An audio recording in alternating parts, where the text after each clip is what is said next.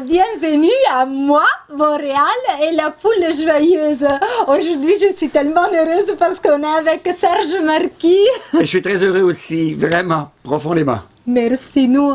Alors, on a rencontré Serge lors de la journée de conférence de Christine Michaud, Votre bonheur à votre santé. Et moi, pendant ta conférence, j'ai ri du début jusqu'à la fin. Et je trouve que ça, c'est la chose la plus belle que je puisse dire. Parce que vraiment, quand une personne te dit des choses profondes, vraies, mais te fait rire aussi, ça veut dire que ça a touché quelque chose.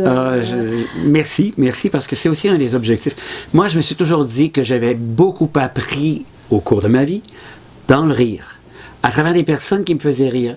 Et j'ai maintenant l'impression que quand on rit, là je vais aller un peu plus dans le domaine de la biologie, là, mais le cerveau droit, ou de la psychologie, le cerveau droit s'ouvre et permet un passage au cerveau gauche. Alors, si on a l'intention de passer des messages qui requièrent une certaine forme d'analyse, c'est intéressant de passer par l'humour, parce que la porte est ouverte pour qu'il y ait une circulation à l'intérieur de notre cerveau. Et moi, je me dis, pourquoi ne pas apprendre dans le rire quand c'est possible? Exactement.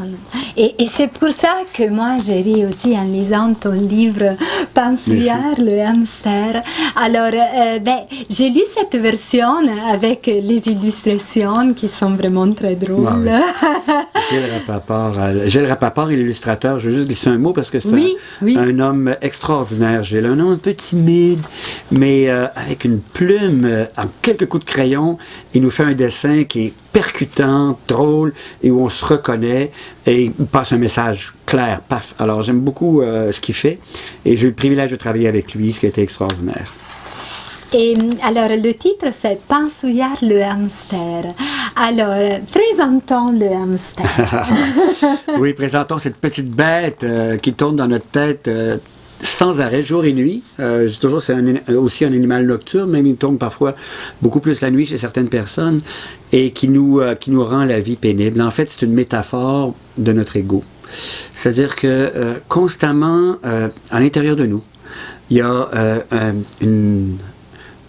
des pensées, je dirais, qui sont le résultat d'une surveillance de ce qui pourrait menacer ce que nous pensons de nous-mêmes ou de notre image dans la tête des autres personnes. Parce qu'au fond, si on se questionne sur ce qu'est l'ego, on découvre que très, très sommairement, c'est tout ce à quoi on s'identifie. Alors, on peut très rapidement s'identifier à une opinion qu'on a, on peut s'identifier à un vêtement qu'on porte, à la voiture qu'on conduit. Et si on s'identifie à ça, on devient ce à quoi on s'identifie. Je suis mon opinion. Mais là, il y a un mécanisme qui est très important à illustrer, c'est que le hamster est toujours en train de vérifier s'il n'y aurait pas une menace à ce à quoi on s'identifie.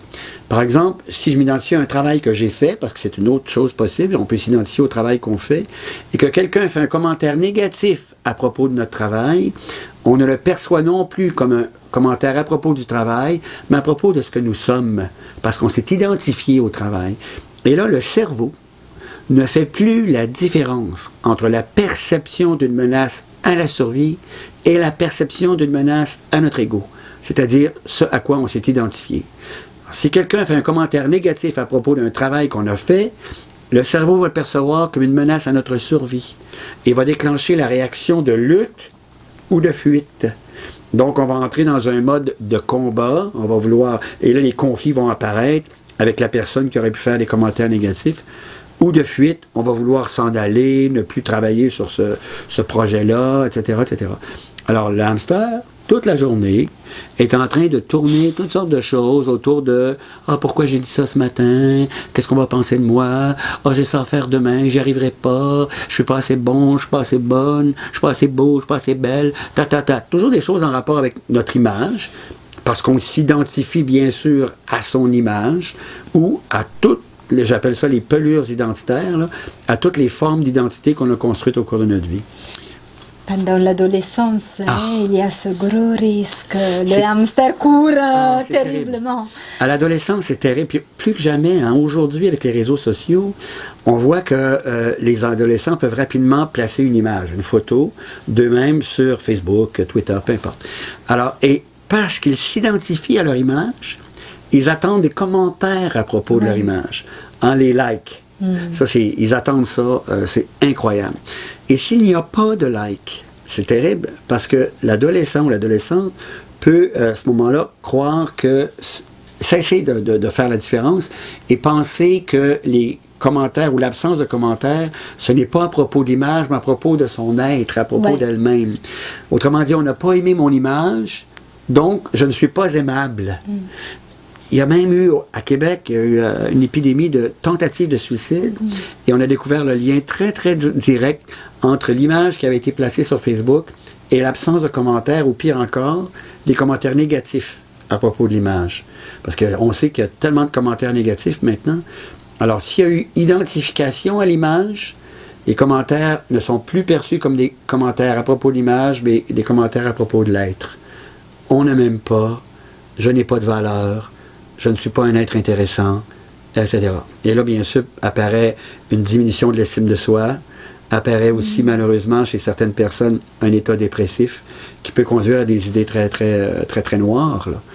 Alors, et c'est là que le hamster a couru, hein. Le hamster, il a fait on ne m'aime pas, je suis pas intéressant, je suis pas intéressante, je suis pas beau.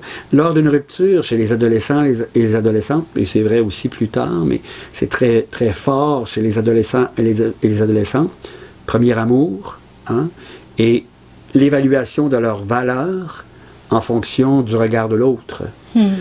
Alors, je suis l'image que l'autre a de moi, je suis l'image dans la tête de l'autre, et non pas ce n'est qu'une image de moi. Je ne suis pas mon image. Et c'est ça qui est important de faire comme distinction. Je ne suis pas les... Moi, quand je dis ça, je fais toujours un peu attention, j'ai l'impression de marcher sur des œufs. Je ne suis pas mes pelures identitaires. Je ne suis pas la voiture que je conduis. Je ne suis pas le vêtement que je porte. Je ne suis même pas mon opinion. Parce que je peux changer d'opinion et je ne disparais pas. Et heureusement d'ailleurs que je peux changer d'opinion. Hein? Parce que si je gardais toujours la même opinion dans la vie, là, ce serait pas drôle.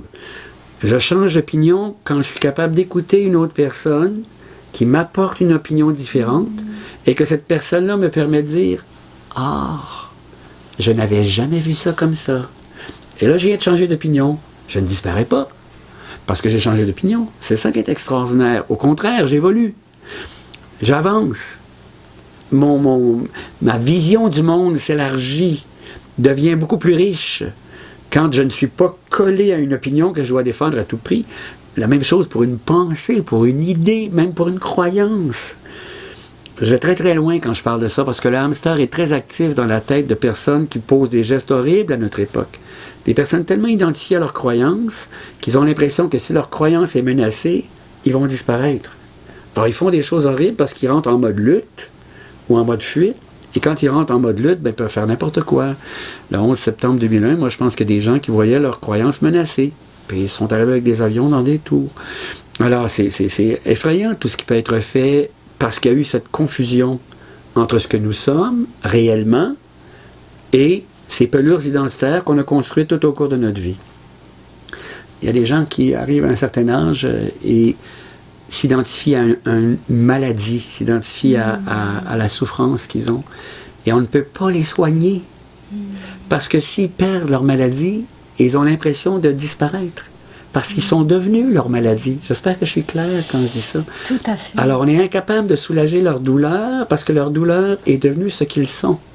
Ça leur apporte une certaine forme d'attention, l'impression d'être spécial, unique, d'être quelqu'un. Parce qu'il y a des gens qui les regardent et qui disent « Ah, t'as cette maladie, c'est rare, pauvre toi. » Alors, et là, les gens ne veulent plus laisser aller la maladie parce qu'ils ont l'impression qu'ils vont disparaître s'ils laissent aller leur maladie. J'ai vu des gens souffrir de façon terrible, là, des arthrites épouvantables, là, parce que leurs doigts étaient tellement tordus que ça les rendait uniques. Ils avaient l'impression d'être spéciaux. Et c'est ça qui est le problème avec l'ego. L'ego veut toujours être unique, spécial, parce qu'ils ont l'impression qu'en étant unique et spécial, il va s'immortaliser. Il ne disparaîtra pas. Je suis spécial, on va se souvenir de moi. Je suis spécial, on va retenir ce que j'ai fait, ou bon, blablabla. Ça n'a rien à voir. Elle n'est pas là, la vie. Non. La vie n'est pas là. Et le jour où on réalise ça, on arrête de vouloir à tout prix être spécial et unique, puis on place son attention sur ce qu'on peut savourer, créer, aimer, transmettre. On n'a pas besoin d'être extraordinaire pour pouvoir aimer. Tout le monde peut aimer. À partir du moment où on met son attention sur vouloir être extraordinaire, on se débranche de sa capacité d'aimer, de s'émerveiller. C'est quoi qui t'émerveille? Ah, moi, d'abord et avant tout, c'est la vie. Avant tout le reste. C'est le fait d'être vivant, là, ça m'émerveille tellement. Je me dis, mais quel privilège j'ai d'être de sentir cette vie qui circule à l'intérieur de moi, cette énergie, de sentir qu'elle circule à côté chez les êtres humains qui m'entourent, dans les plantes, les arbres, les fleurs, être en contact avec tout ça, c'est incroyable. C'est incroyable. J'aime bien, en plein été, quand c'est possible, m'étendre sur le dos, peu importe où, là, l'herbe, un banc, peu importe, et regarder le ciel étoilé. Ça, j'adore faire ça parce que à chaque fois que je fais ça, là, je me dis, mais c'est tellement extraordinaire que nous soyons vivants dans cette espèce d'ensemble phénoménal. Et je trouve qu'un des problèmes dans nos villes, à notre époque, c'est un des problèmes dans nos villes. On peut éventuellement y travailler, là, mais on voit moins les étoiles. Il faut les voir dans les yeux des gens qui nous entourent, parce qu'on les voit moins, puis on va plus dans notre ego, je crois. C'est énorme ce que je dis là, parce qu'on est renfermé sur soi-même. Tandis que quand on revoit vraiment les étoiles, on est moins renfermé sur soi-même. C'est beau de les voir dans les yeux de ceux qui nous entourent. C'est ouais. tellement beau. Oui, ça c'est possible aussi. Mais pour faire ça, il faut apaiser le hamster. Pour pouvoir s'émerveiller des étoiles dans les yeux des gens qui nous entourent, il faut débrancher la roue. Parce que, encore une autre chose bien importante, l'attention ne peut pas être à deux places en même temps. Si l'attention est accaparée par le hamster, ah, qu'est-ce qui va m'arriver? J'ai oublié de dire ça. Pourquoi il ne m'a pas dit bonjour ce matin? Bon, etc. Si l'attention est accaparée par ça, elle ne peut plus voir les étoiles dans les yeux de la personne en face de nous. Impossible, parce que c'est neurologique. C'est ça qui est fascinant. En fait, ce que ça veut dire, c'est qu'il faut que je sois présent ou présente. Et quand l'attention est accaparée par le hamster, je ne suis plus présent ou présente. Et c'est là qu'est le grand défi d'une vie, c'est d'être en mesure de s'en rendre compte, de développer cette vigilance-là nécessaire pour faire « Oh, ça y est, mon hamster a recommencé à courir. Je ne suis plus ici. » Il y a une petite phrase très simple que je répète régulièrement qui m'amène à revenir, qui m'aide à revenir dans le présent. Elle est toute simple. C'est « Reviens ici, Serge. » Oui. Il dit ici, Oui. Torna qui. En italien, c'est torna qui. C'est ça, reviens ici. Oui. Et parfois, là, je suis dans le qu'est-ce qui va m'arriver? J'ai oublié de faire ça, j'arriverai jamais. Et là, ça fait Serge, reviens ici. Et là, quand je dis reviens ici, là, mon attention est sur OK, c'est quoi les pistes d'action possibles? Qu'est-ce que je peux faire, là? J'ai l'impression que je n'arriverai pas à déposer, par exemple, un texte dans les délais requis, etc. Alors, qu'est-ce que je peux faire? Je peux appeler quelqu'un, peut-être. Donc, j'utilise à ce moment-là ma créativité.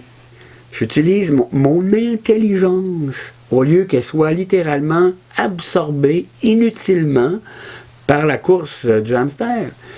C'est pas être intelligent au bout du compte, ou ce n'est pas se servir adéquatement de son intelligence que d'être dans comment ça se fait que c'est toujours à moi que ça arrive, Ce qui est intelligent, c'est faire OK, qu'est-ce que je fais devant cette situation qui ne me convient pas ou qui ne me permet pas d'atteindre les objectifs visés ou de réaliser le projet que j'ai envie de réaliser. Quelles sont les pistes d'action possibles? Ça, c'est utiliser son intelligence adéquatement.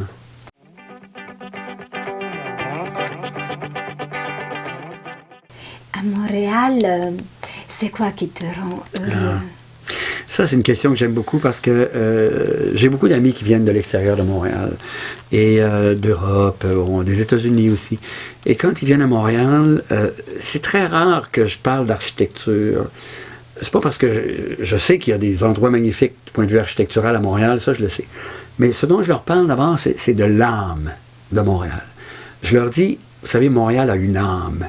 Et maintenant, on va la découvrir. Je vais vous inviter à la découvrir. Parce que cette âme-là, quand vous l'avez découverte, là, après, là, vous ne pouvez plus vous en passer. Là. Et cette âme se manifeste de toutes sortes de façons. Vous avez qu'à marcher dans les rues, vous allez la sentir, vous allez la voir dans les visages des gens, dans les cafés, sur les terrasses. Vous allez la voir aussi dans tout ce qui a été organisé. C'est très festif, Montréal. Hein? C'est une ville à toute l'année. C'est très rare qu'une période là, où il se passe à peu près rien à Montréal. Il y a toujours quelque chose d'hyper vivant à Montréal. Puis on célèbre tout à Montréal. On célèbre toutes les tout. occasions sont bonnes. Ah oui, et moi je redécouvre à chaque fois que je vais à Montréal, que je suis à Montréal en train de marcher dans une activité qui a été organisée pour toutes les personnes qui y sont, bien sûr. Là. Je redécouvre des choses nouvelles à chaque fois, que ce soit au festival de jazz. C'est devenu presque un cliché d'en parler, mais c'est nouveau à chaque année. Et je revis ça d'une façon extraordinaire à chaque année. Montréal en lumière. Montréal en lumière, c'est extraordinaire. Cette année encore, j'ai vécu des événements fantastiques à Montréal en lumière. À la période des fêtes, maintenant le village de Noël, c'est vrai que c'est présent dans d'autres villes aussi. Mais à Montréal, il y a toujours quelque chose de particulier avec les saisons aussi. Montréal a une âme. Elle est dans les yeux des gens, elle est dans le comportement des gens, elle est aussi dans... Il y a quelque chose qu'on peut seulement ressentir, qui est difficile à décrire autrement que par l'expérience qu'on peut vivre soi-même, qui est presque impalpable, mais auquel on vibre.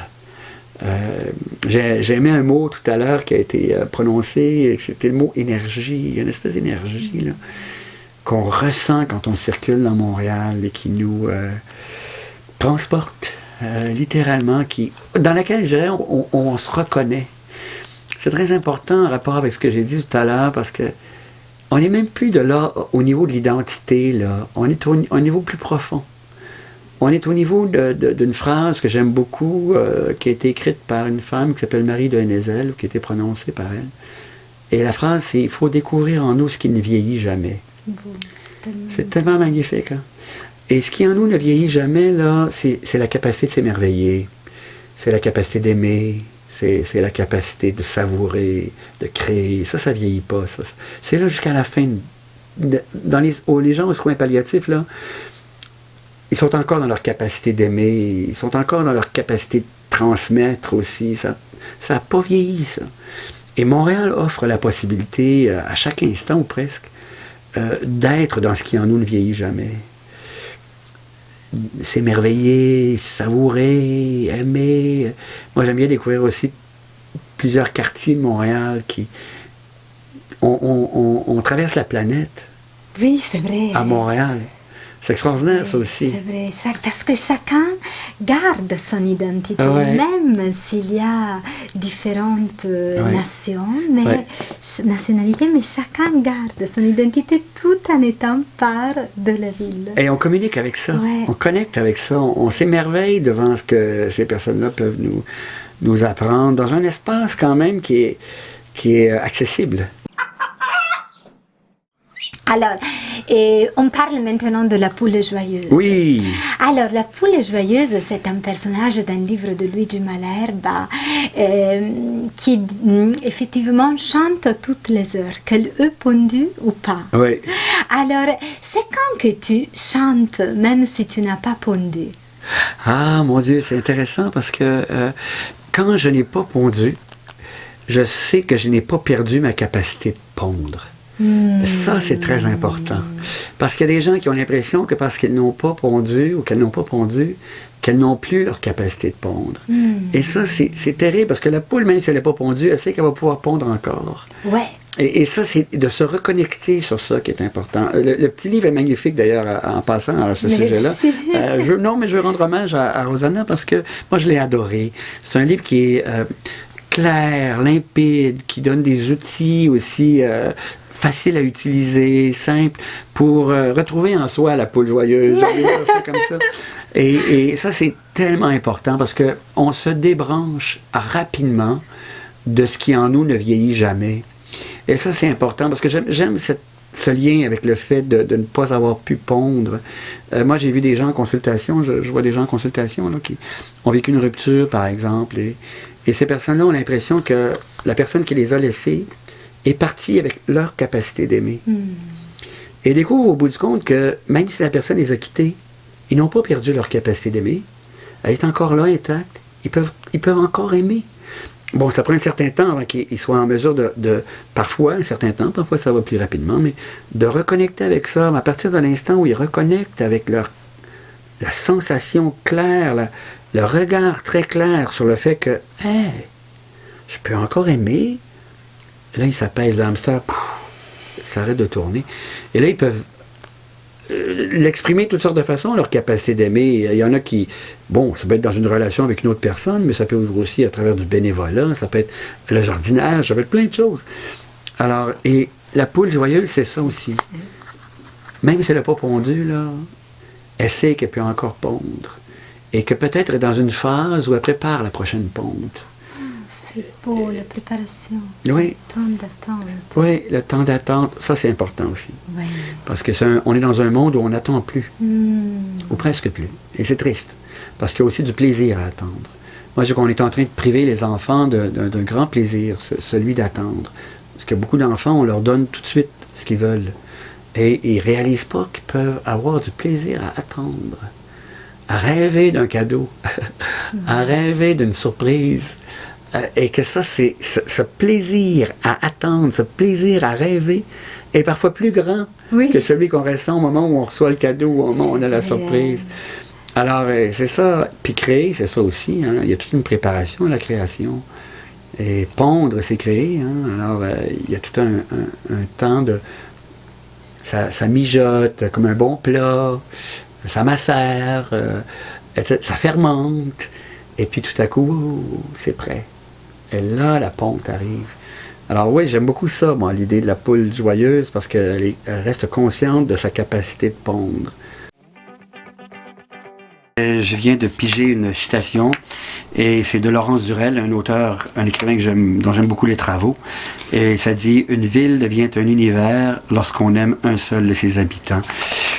C'est tellement vrai parce que chacun de ses habitants est nécessairement un univers en soi. Et ça, on l'oublie trop souvent, parce qu'aimer, c'est ça. Ça m'amène à une autre citation, au fond, qui m'a beaucoup marqué quand j'étais adolescent. Et ça disait « Aimer, c'est découvrir un autre être, c'est-à-dire un infini qui ne s'épuise jamais. » Et j'ai trouvé ça absolument merveilleux. Et on pourrait le dire au sujet de la ville aussi. C'est découvrir un univers, c'est-à-dire un infini qui ne s'épuise jamais, à travers une personne qui y habite et qu'on se met à aimer. On ne peut pas faire autrement qu'à travers elle, la façon dont elle porte cet univers, la façon dont elle peut nous y amener dans cet univers à elle, sa vision de la ville, son regard sur ses habitants, son regard sur tout ce que chaque personne peut offrir. Parce que c'est ça, au fond, moi, je me vois en train de marcher dans des quartiers, là, puis je me vois en train d'arrêter, prendre un café quelque part, ou peu importe.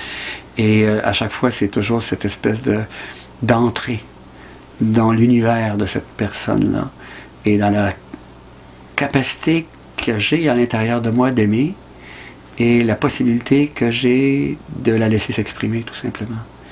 Et c'est merveilleux. Alors, je déclare Montréal la ville du bonheur. Merci. Ça m'a fait plaisir.